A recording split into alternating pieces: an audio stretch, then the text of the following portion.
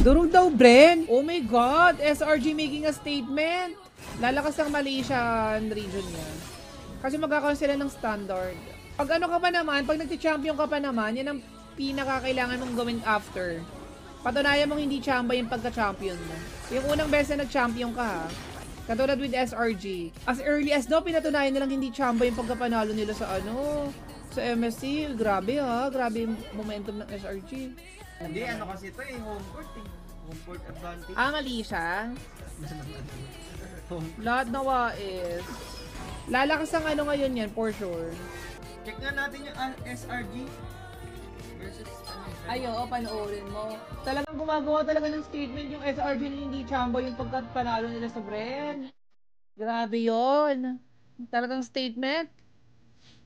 Statement in the making. Yawan 0. Black Kanina pa lang. pa 1-0 ah.